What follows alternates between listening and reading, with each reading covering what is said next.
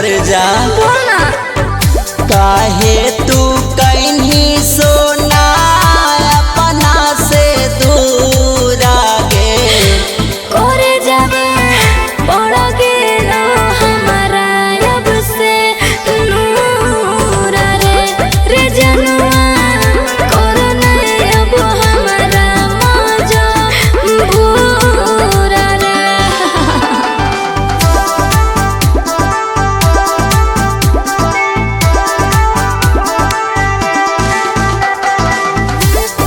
Bholenath recording studio Kariyatpur.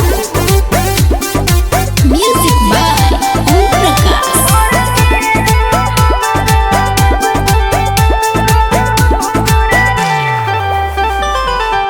कते दिन पा कहीं आजू होनवा से बाती आगे देखेला तारास गेलियो तोरो सुराती आगे ए सोना बोल न करे जा मिलहु नहीं मौका एको छन पियादा धरावा रे फोटो नहीं हमको के तोर देखियो चेहरा रे अपना बना के सपना निसाबा तू रागे अपना बना के सपना दे निसाबा तू रागे कर जबा पड़ गेलो हमारा अब से नूर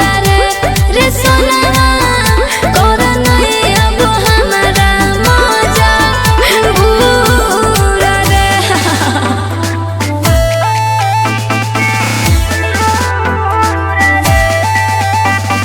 Mixed by Ranjit Yadav।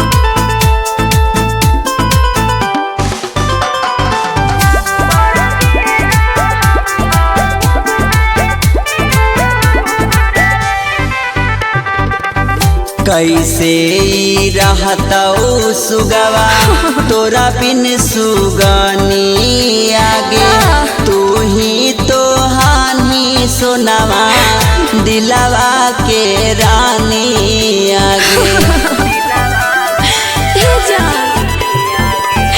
जय दीना देहिया में अलग लौहारा दिया रे अतहि दीना तोरा लागे सोहनु दरा दिया रे रमी बस यारू ना के हलौकी का सूरागे गुडू रंजीतावा के हलौकी का सूरागे करे जब पड़ गेलो हमारा अब से नूर रे जनुआ करो नहीं अब हमारा मौजा भूरा रे। Bholenath recording studio Kariyatpur.